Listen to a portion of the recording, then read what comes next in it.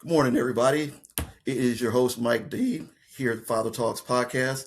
I am with Dr. Gloria Vanderhorst, accomplished psychologist, writer, mentor, and advisor. Welcome to the show. Thank you. I'm delighted to be here, and we're going to have a great time talking Hi. about boys and men. I am excited to have you here. We've had some brief conversations about your background and the things that you do. And listen, I am so excited to try to share this with everybody because like we were just talking off the air, there are just so many things here that people today, like especially grown men today, what there are coping skills and there are things that I wish I had known 20 years ago. So I'm gonna give you the floor for a minute. Let's talk about a little bit about your background. Uh, and I know you've got a new book coming out, I do. so I'd love to hear about it. Okay. So the floor is yours. Thank you. Yes, So ma'am. I got into psychology kind of through a back door. Psychology was my minor in college because I just loved it. It was fun, it was fairly easy, and I was a math major. And I wanted to be a high school math teacher. I admired my own high school math teacher, and that was my goal. I also wanted to finish college in 3 years. I was on track to do that. And I wanted to finish with straight A's because I was a freak. Listen, overachiever. There's nothing wrong with that. There's nothing wrong I with being was an an overachiever. And then Calculus 2 was my Waterloo. okay. I got a D in Calculus 2. And so I immediately flipped my major and minor and ended up graduating with a major in psychology and have never looked back. It was like the perfect place Right. for me. I didn't know it at the time, but it just ended up being the exact right path for me. Okay. And after teaching for a significant period of time, I started my own private practice and was fortunate to make connection with several preschools in the area. And so I started my practice interacting with preschool children, mainly boys. Okay. Preschools are run by women, all right? They're staffed by women. And boys have more energy, boys have, more need to move around than little girls do. Little girls will sit in the circle and listen to the story, and the boy will be fidgeting and elbowing and wanting to get up and walk around. I think there should be plenty of opportunity in preschool for boys to climb trees, move around, and do the kinds of things that their body needs, but most preschools don't have trees in them. And so I saw a lot of boys. They would be referred for evaluations, thinking maybe they had attention deficit or there was something emotionally wrong with them because they were always in motion. But honestly, they were just healthy boys most of the time.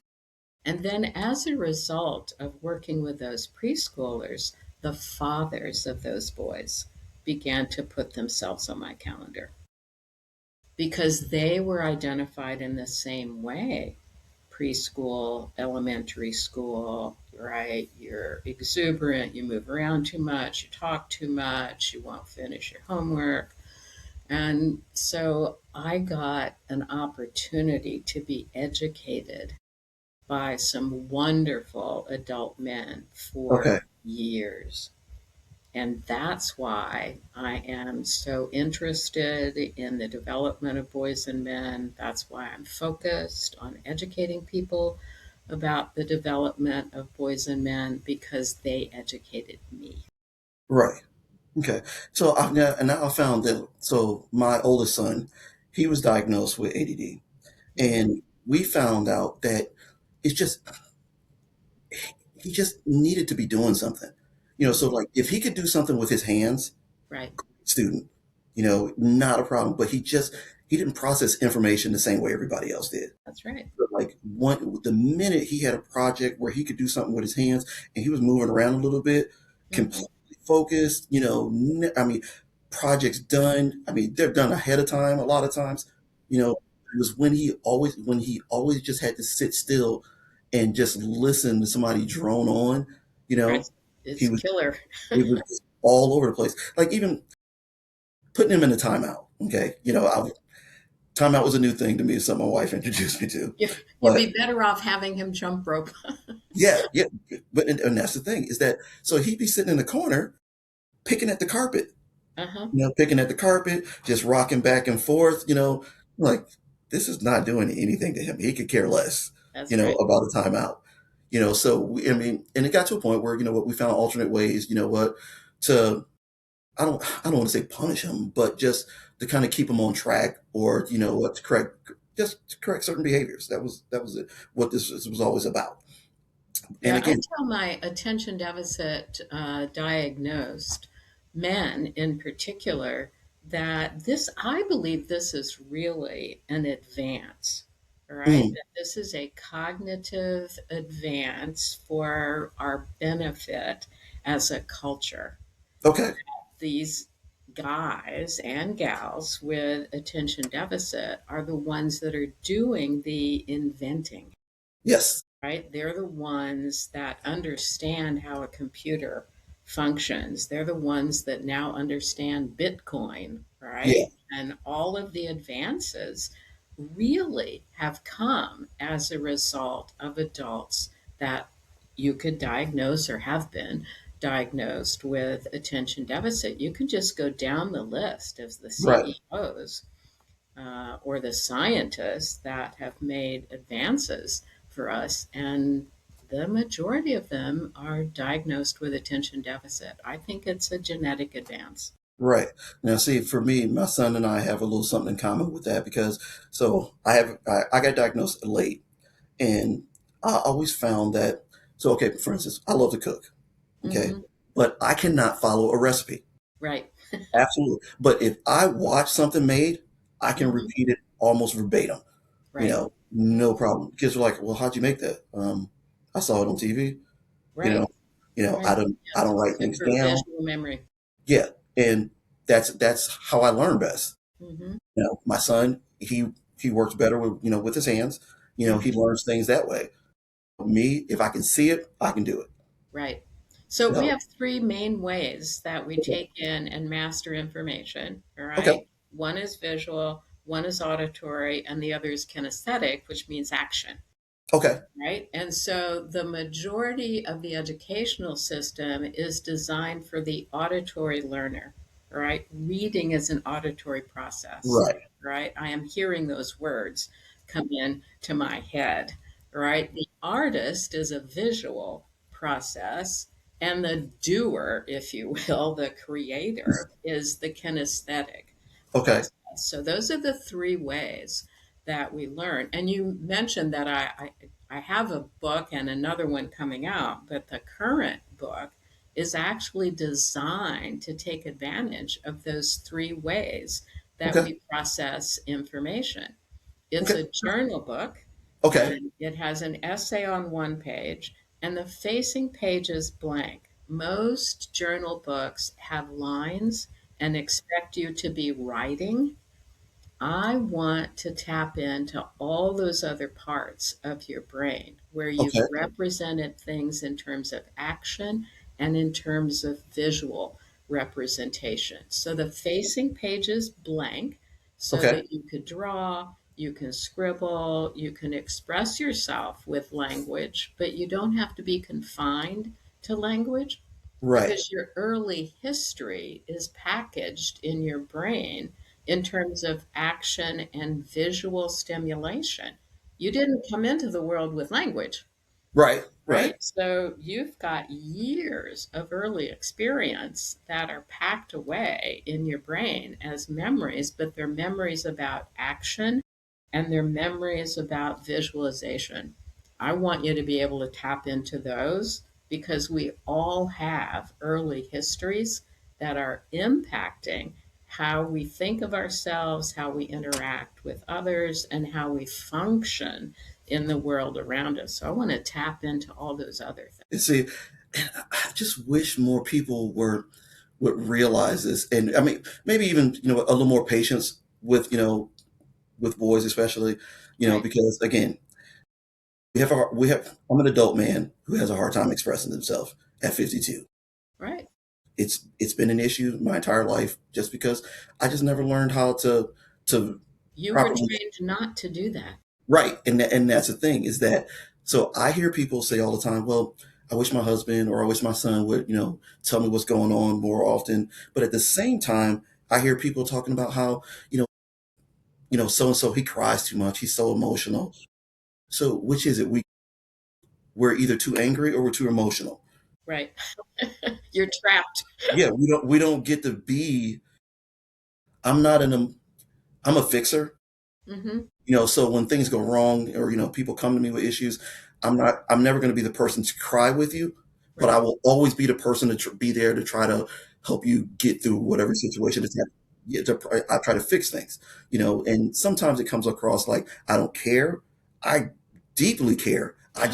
I don't want to see you this way, so I want to fix what's going on Hmm. versus us sitting here for 2 hours crying.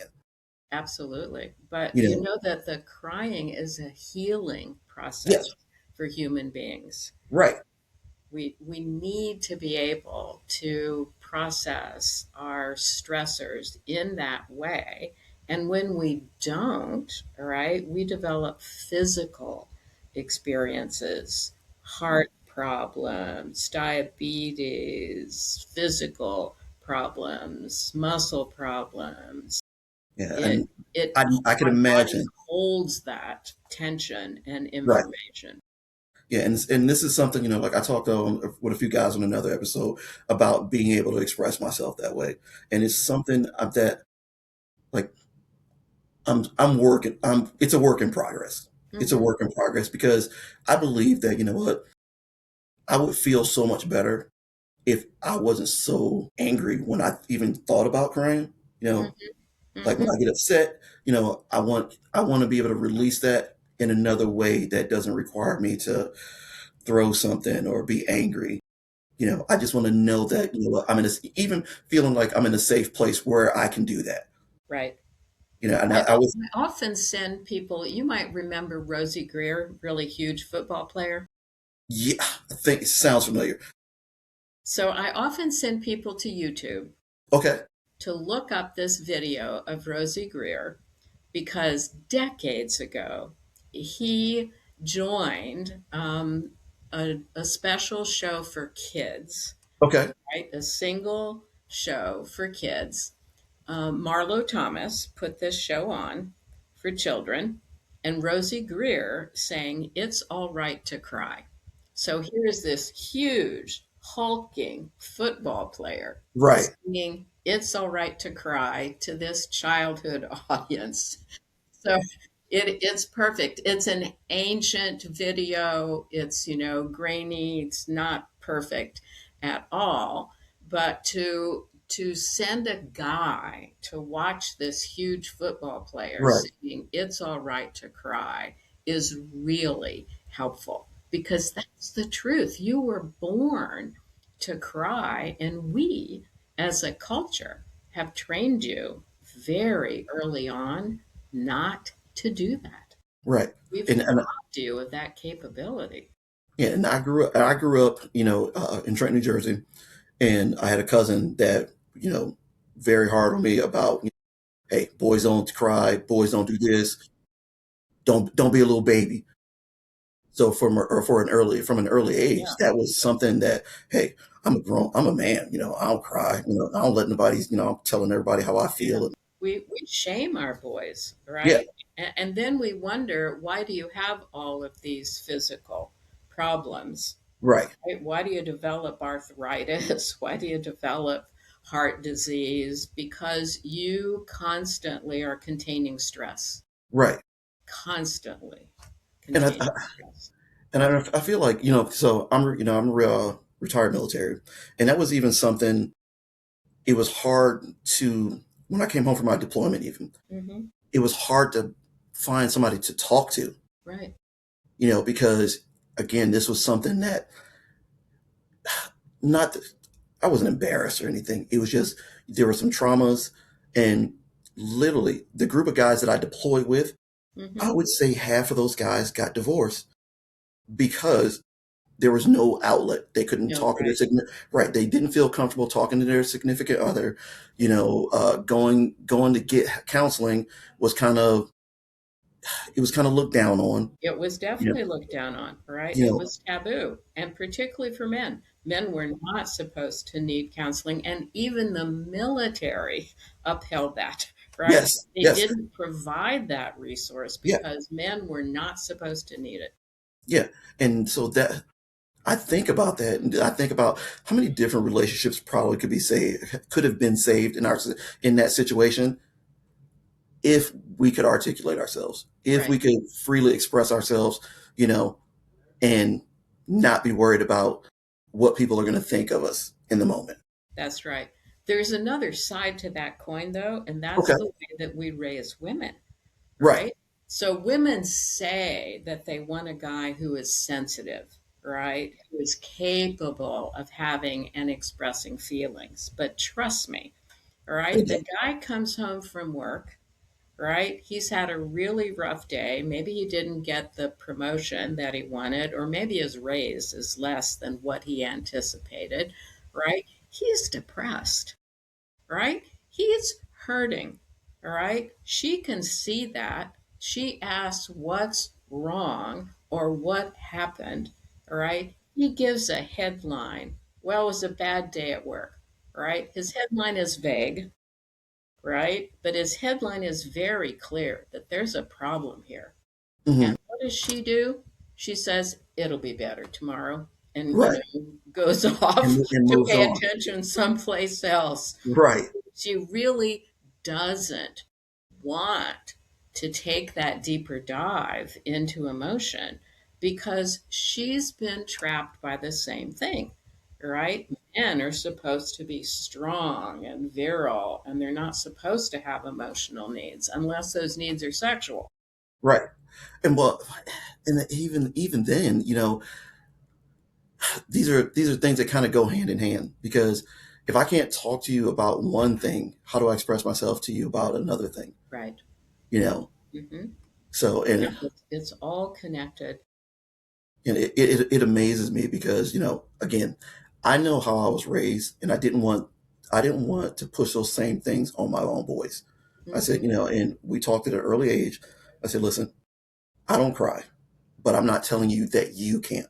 If that is how you need to express yourself, then I'm not going to judge you for it.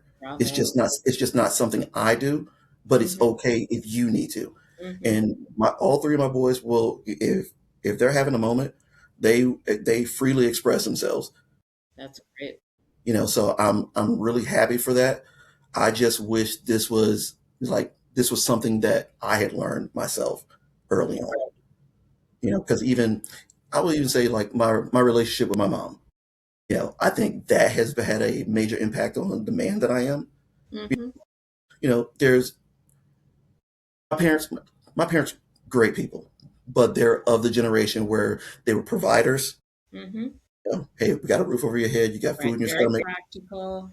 That was it. We Mhm. didn't talk about anything. My parents weren't big huggers or I love yous, none of that.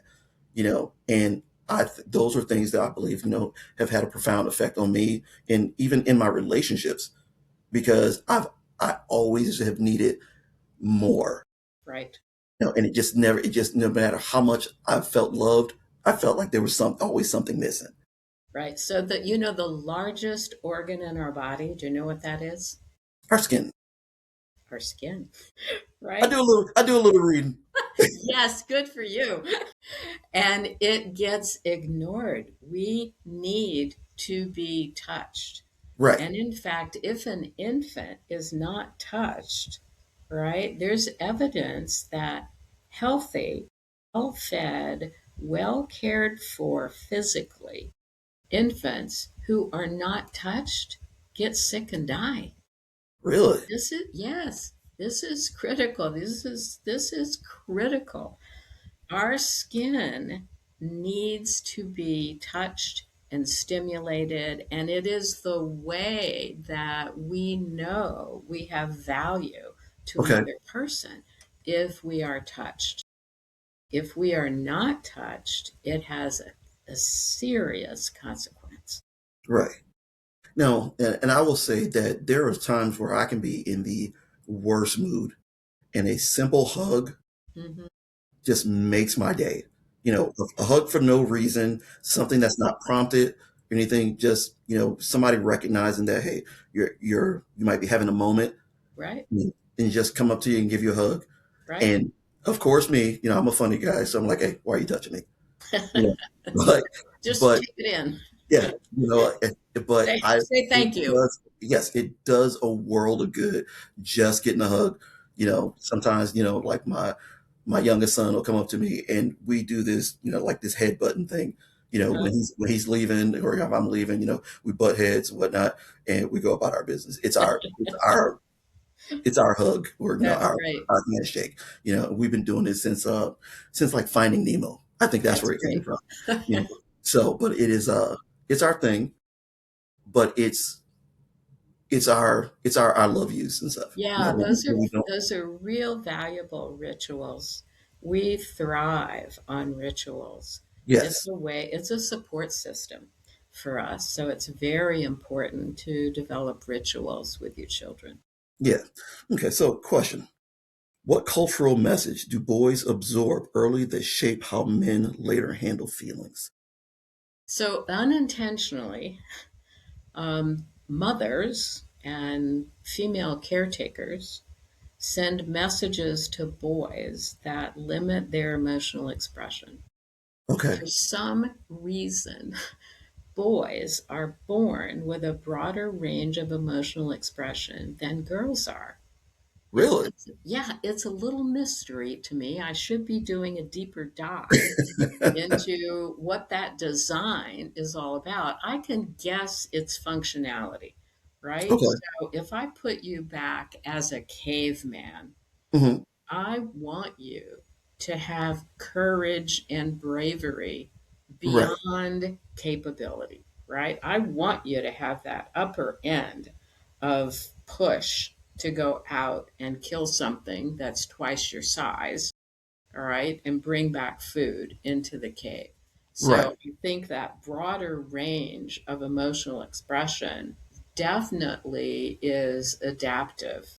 It was necessary for the male to be able to have courage beyond what the female had in order to survive. But the thing that happens as we raise our boys is that they're raised by females. Females don't have that emotional range, they're narrow, guys are broader.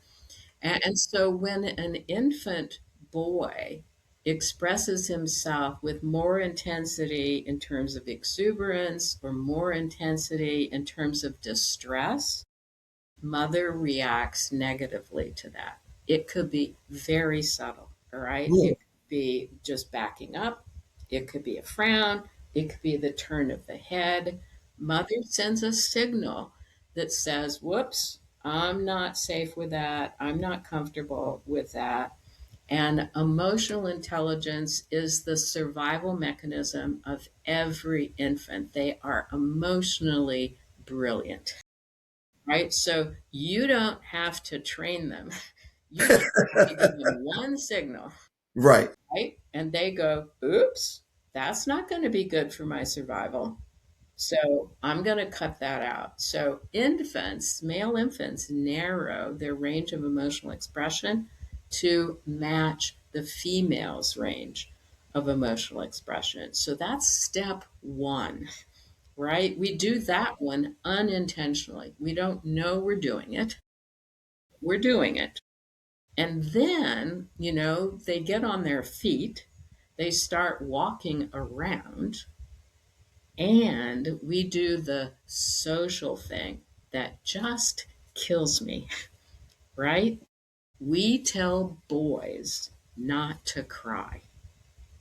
It's horrid, right? I will tell you this very personal story. My 3 year old female, neighbor's 3 year old male, they're playing very nicely. She keeps his favorite toy. He negotiates to try to get it back. She refuses, right? And he rightly is distressed. So he starts crying and he starts heading towards an adult resource. He heads towards his parents to get help. All right, help me with this little girl over here who is Situation. Right. stealing my toy. All right, Right. very legitimate. Father whacks him in the chest, lands him on his butt, and tells him, "Don't cry." Really. We do that to boys all the time. Maybe not with a huge whack in the chest, Right. but go to any playground, go to any mall, watch the interaction when a boy is in distress and when a girl is in distress on the playground. The girl comes in distress, she gets picked up and asked what happened. The boy comes in distress, he gets asked what happened. If he gives a good enough response, he will get comfort. But the majority of the time, he gets listened to, he gets turned around. Just go back and play. You're okay. Go back and play. You're not bleeding. Go back and play. Right. And We I'm do sitting here not thinking, provide emotional comfort for our boys. right. And I can sit here and tell you right now, I'm thinking about my two younger kids, and my son always had to share things with his sister, you know, and a lot of times when he wanted to use something to hers, we were like, oh, you don't want to play with that anyway, Uh huh. you Yeah. know. So she has Yeah. always kind of gotten her way with things. And we, if he took something from her, like, why'd you take it? It's mine. Well, share. Right. Yeah. Yeah. We do this without thinking, right? We do it without thinking, but it is so systematic. Right, Is so powerful that we communicate over and over and over that boys should narrow their range of emotional expression. Girls can express anything. All right. right. They have total freedom to express themselves emotionally. Boys have to narrow their range of expression. Okay. Wow. That is It's powerful. right. It's Because, powerful, and we do it. We don't do this intentionally, all right, right? This right, is this is not ganging up on boys. right. But hearing it, you know, put out there, and I'm sitting here thinking about times that I've done this very same thing. Obviously, it wasn't my intent Uh-huh. to, but having a better understanding of it now, you what can I do now, to fix those things? Because my boys are 25, 28, and 18.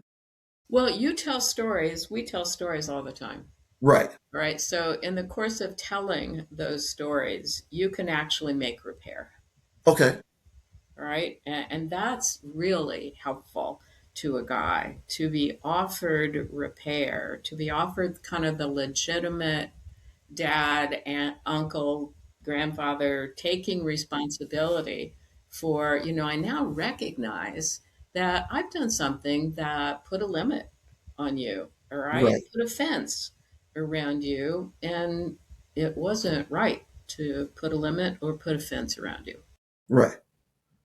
And then Yes. it's the boy's responsibility to take that in and to figure out, okay, what do I do with this new information? Right. And how do I expand my emotional capability now that I know I have it? And that it's okay to express myself. And it's definitely okay. And there are movements all throughout the United States. There are some wonderful men's groups Okay. developing all throughout the United States where guys are getting together sometimes in huge crowds, Right. right?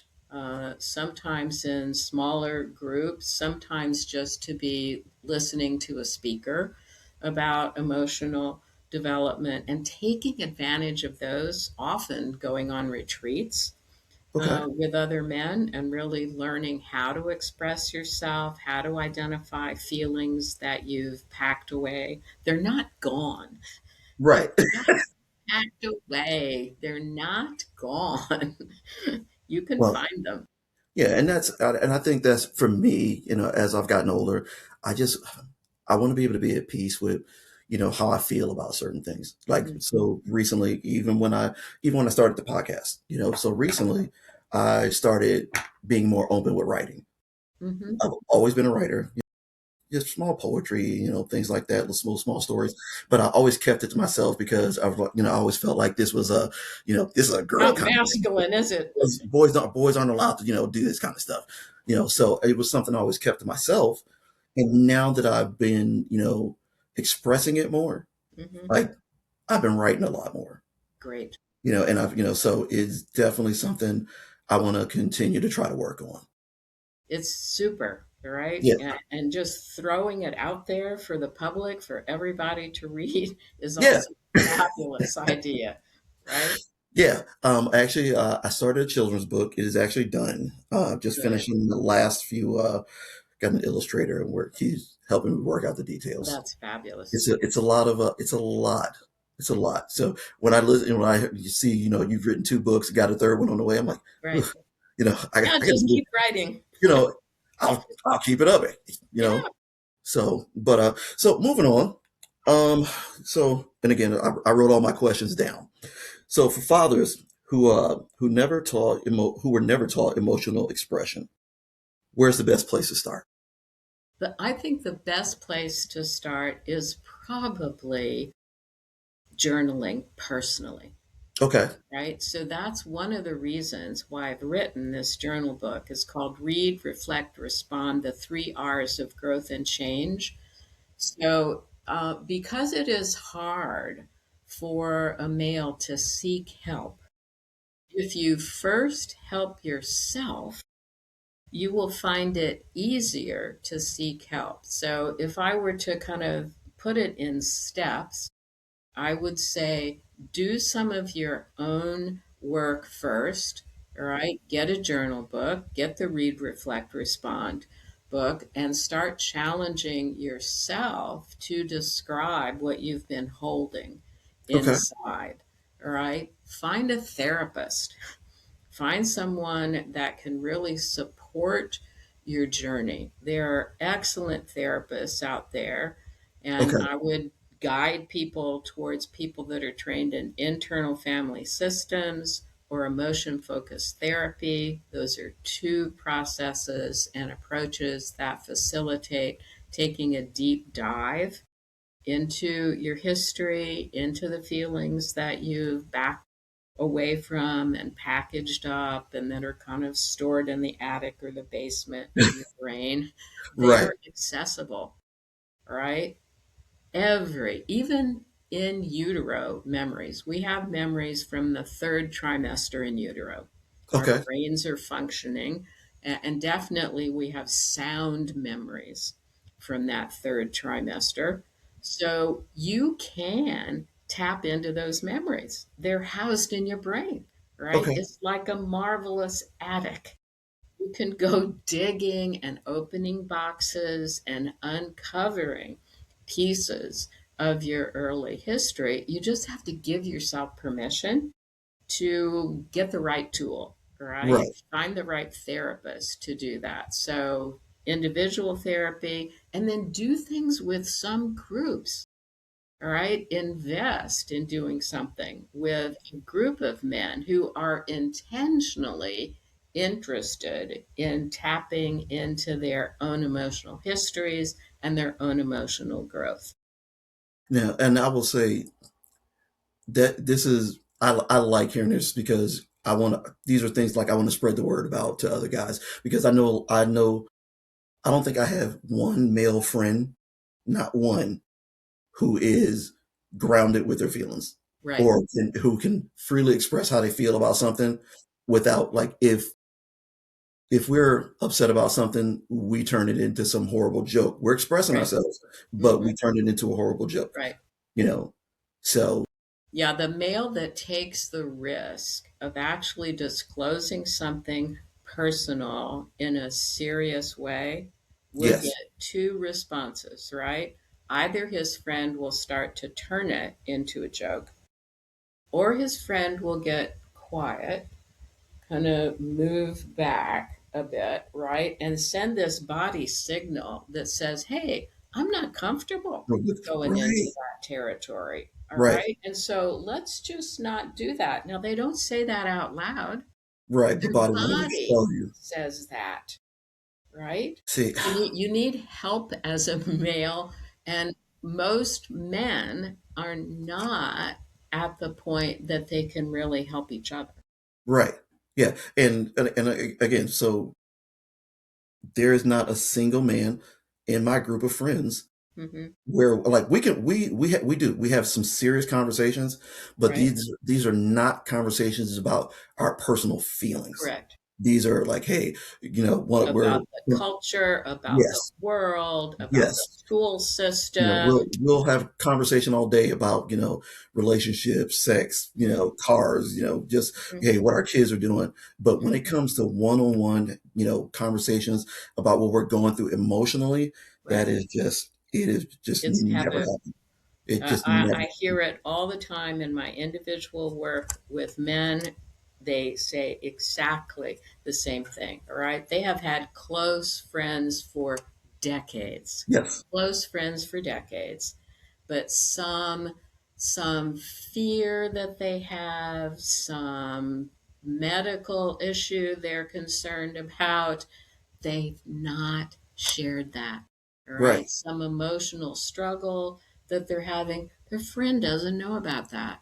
Decades. They've been friends for decades, Yeah.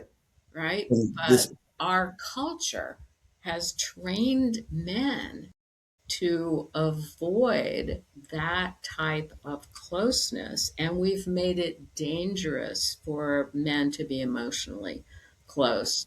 That's changing, but it has a huge consequence for us, right? Medically, I've mentioned, but the other consequence it has is that our jails are full of men. Yes. They are stacked to the roof Yeah, with because men, anger is the right? easiest emotion, for us to like. If I can get mad about something and express that new problem. Mm-hmm. Like, Mm-hmm. And yeah. that gets men into trouble, gets them into legal trouble, right? Whereas if they had the capability of really appreciating their own emotional needs, could communicate about their emotional lives, problem solving would take place. And there wouldn't be this explosion, aggression, hostility. It would dissipate. Right. Now I can tell you some of my emotional outbursts are generally they generally have nothing to do with what happened right now. It's a buildup, and Hmm. it's something that has set me off. Right. So it could be nothing. I could be in the store. I could have been at the bar, Sure. and I've gotten into an argument or fight because I've got some other issues going on. That's right. And this one thing, It this just triggered one, it. yes, this one minute thing set me off. And now, all heck is broken loose. That's right. Men are great at carrying backpacks. All Yes. right. They have backpacks full of emotion, irritation, injury, Right. hurt, anticipation that was disappointed. Men have huge backpacks, and it you don't have to trigger that particular backpack. Yes. You just have to trigger something close, and the all of it Yeah. comes out, right? Right. There is an explosion to release that tension. It's normal, it's natural, but it is completely unhealthy because as you hold those emotions, the cells of your body experience that stress. It's stress that you're holding. So, So we need to modify this. right. Okay. So for those of us, for those men who are trying to express, Mhm. themselves to their significant other, their partner, whomever, how do you deal with the situation when you don't have a receptive partner, or that partner uses that piece of information that you've now, tried to share with them in an argument later?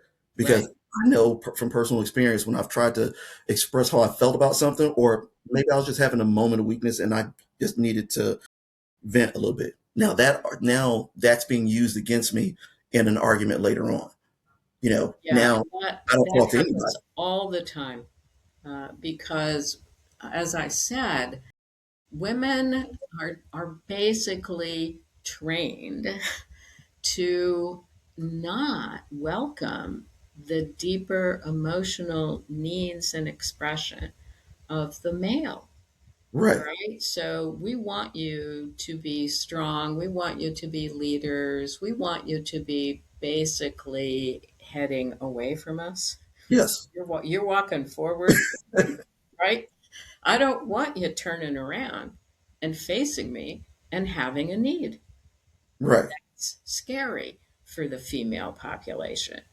And so the there's a it isn't just a shift for men that needs to take place. There also has to be a shift for women, because Right. they say they want a partner who can be tender, who can be understanding, who can have problem solving skills. But trust me, they don't want that.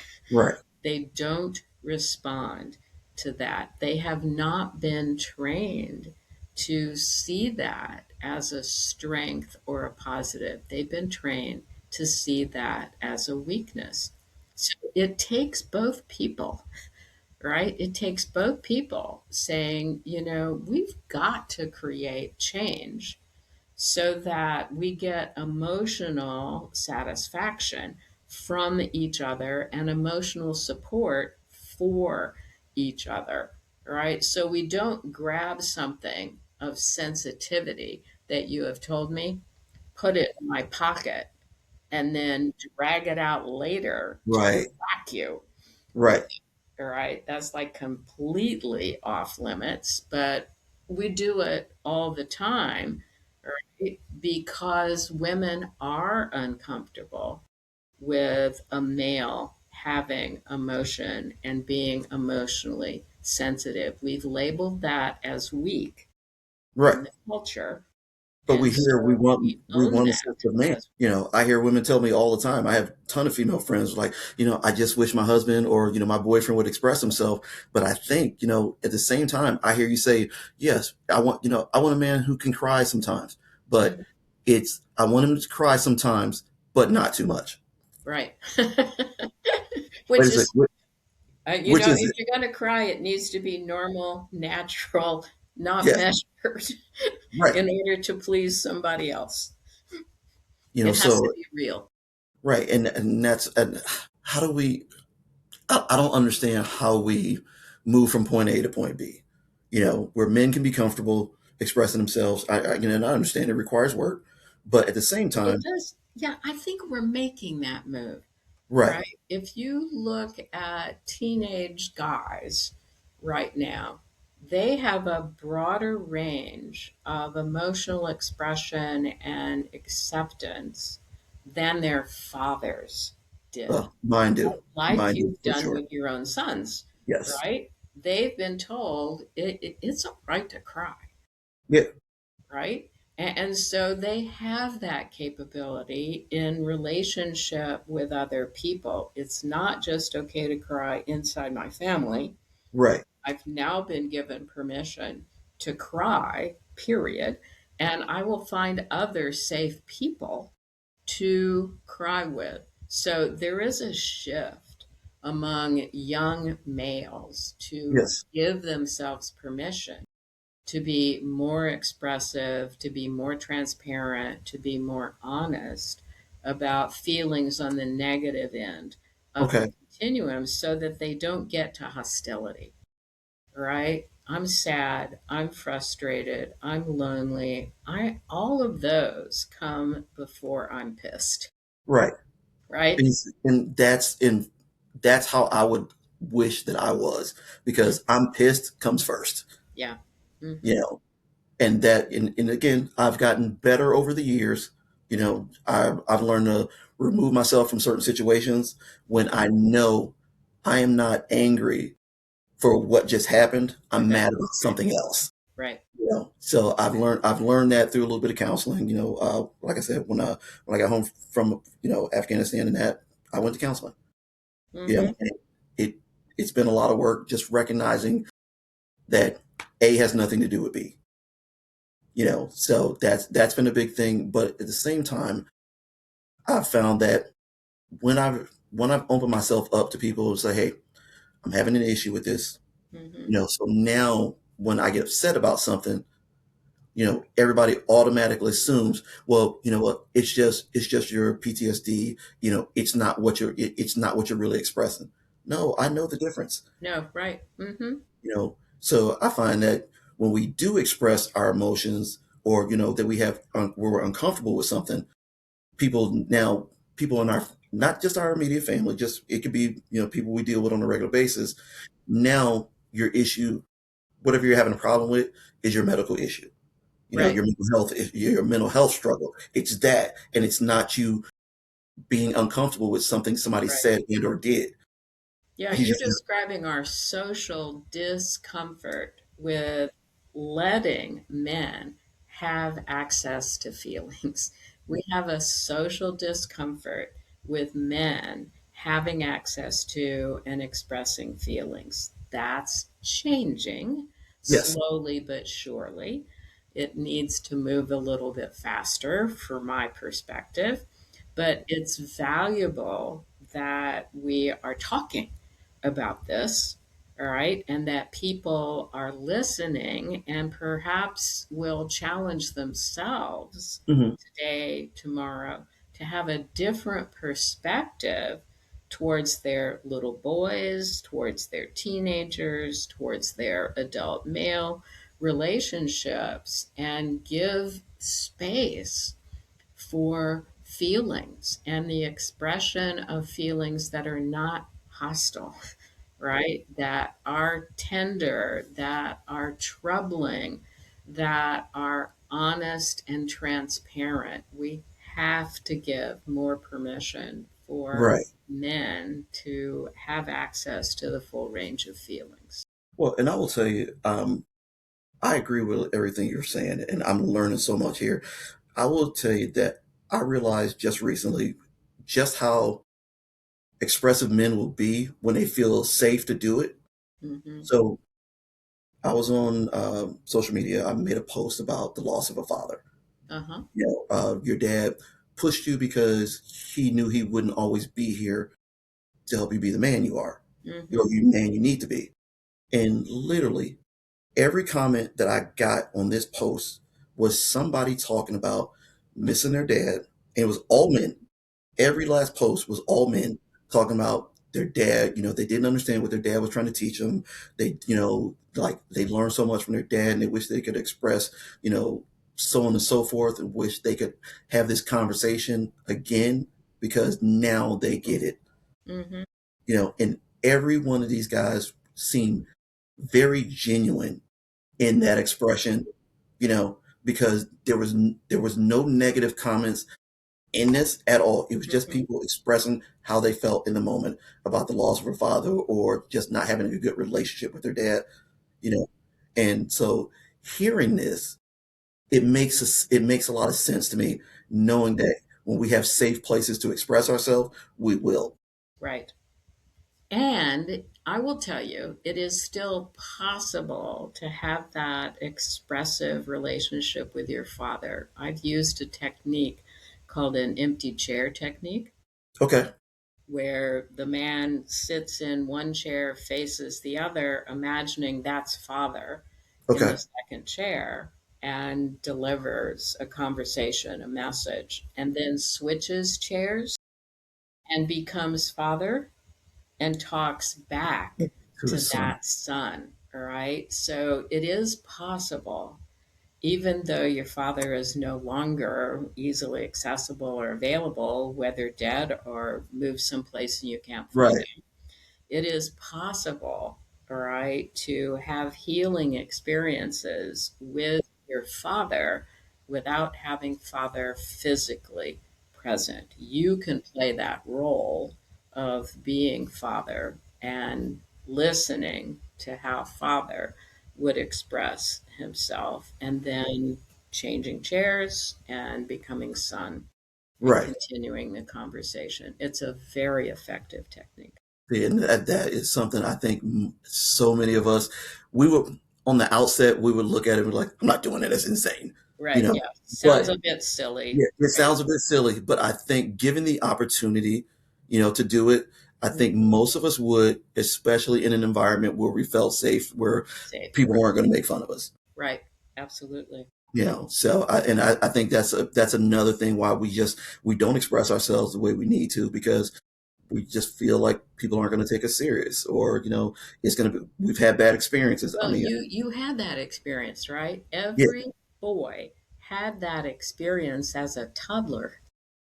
You were told not to cry, right? You were trained to feel shame about your emotional experiences. You were even shamed for showing some tenderness. yes, Right? The 3 or 4 year old boy, new baby, comes home, right? And if the 3 or 4 year old boy shows tenderness and softness towards that baby, everybody's kind of smiling, but they're, smiling with a little bit of hesitation back here with what's wrong with that kid? right. Well, and it's unfortunate, but like we could do this all day. So I've got another one for you. So what's one common mistake well-meaning fathers make when trying to do better emotionally? Oh, not educating themselves. Okay. Right? You have to be able to have a step ahead of your son in Okay. order to lead, Right. right? You want to lead, you're responsible for leading. You need to educate yourself about what are you doing with your own feeling states and your own emotions, the awareness that you described earlier in this conversation, where you recognize, okay, I'm trained not to cry, but I give you permission Right. as male children to cry, and I will support that. I will welcome that. That's leadership, right? You have to lead your sons towards emotional expression and give them that grace to have emotion and to have that emotion honored when they do express it. Right. Yeah, and I don't think I've, especially since we started having these conversations, and I realized how not being able to express myself has affected me. I don't Mhm, think that we've ever had any like negative interactions, towards them, how they express themselves, whatnot. mhm, So mhm. my son, all my boys are, sports guys and whatnot, so when they play sports, it's up and down. It's very Right. emotional. Oh, yes. So Incredibly emotional. express yourself, however you need to. Mhm, You mhm. And I mean, keep your hands to yourself, but express yourself. Right. One more thing before we get going. Hey, I wanted to talk about your new book. Good. So, floor is yours. Tell us all about it. All right. So I'm in the process of finishing a book for fathers, Okay. helping them to, first of all, recognize how they were raised and trained, and then educating them on how to do a different job in raising their own boys. Right? So it is a book about how to raise healthier boys that Okay. have access to the full range of emotion. And it's a growth experience for the father as he goes through reading the book. And it's also translated into the way that he relates to his son, regardless of the Okay. age. All right. That could be a Okay. newborn infant all Right. the way up to, a 35-year-old guy with kids of his own. Right. So, and I would say, like I see my dad now. I see him so much differently with his grandkids Hmm. than he was with me. Oh, yeah. Or me and my brothers. You Yeah. know, super lovey-dovey. Hugging and Hmm. kissing everybody. With us, it was like, get out the way. Right. Right. Hey, you're blocking the TV. You Right. know. So, and I'm happy. I'm happy for my dad. That he's because I know growing up, in Arkansas when him and his father didn't have a great relationship, and I'm he's been sure not. Yeah. about it. Right. You know, they So didn't. many men have been raised in an emotionally distant and physically cruel Yes, environment, yeah, and right? I know my dad just when I hear him talk, at least in the past when I've heard him talk about his dad, you could just hear like the disconnect, like it was like he was talking about a cabinet. You Right. know, Mhm. there's no passion or or like real emotion there. It's an Right. extreme disconnect. Just like he was just talking about an inanimate object. And the culture trained that person, Yeah, right? We hold responsibility for training our males to shut themselves off from any kind of tender or loving emotion. I know they all felt it, right? But their brains were locked down tight, and it would have been shameful to access it. But that's not the case anymore, yeah, right? and I am People, extremely excited, right? to see young men not go through the same things that I went through. Not always having to put on the tough guy face. Hmm. I want my sons to be able to be the man of the house and still be able to have feelings about something. Right. That's right. Yeah. And I hope that you can validate your dad, all right? That Yeah. when he is being tender and when he is being loving, that you can just validate that. Just let him know, I love seeing you interact with the boys in this way. Yeah. And well, unfortunately, I have to give him a hard time. Like, hey, why do I got to fight you for a hug? Everybody else, you just give everybody else one. I Now got to wrestle. stop fighting him and start Yeah. validating him. I'm like, I got to wrestle you for a hug. Like, Right. that's not true. Yeah. I'm like, okay. You just don't want the grandkids to see. Okay. I got you, buddy. So, uh, Great. so your most recent book, name? It is how not to blank up being a father. When are we looking forward? We're looking to it being released. So it should be released at the end of the first quarter of Okay. this year. I've Okay. also got a second blog book coming out. So all you have to do is go to my website, and you can find access to everything through Okay. my website. And the website is www.drvanderhorst.com. So it's www.drvanderhorst.com, and you can access everything there. Okay. Well, I will include that link on the YouTube page. That'd be I great. will include it on Spotify and on in the Facebook group chat.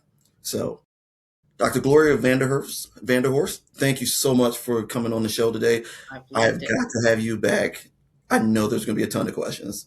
All So, right. like, I would love I it. know there's a list of things that I probably didn't ask and I wanted to get to, but please, And I would all your love to. listeners can have access to me. I'm happy to talk to anyone. Outstanding, outstanding, ladies and gentlemen. Dr. Gloria Vanderhurst, thank you so much for coming on the show. You're welcome. Thank you. Have a great day. And there we go.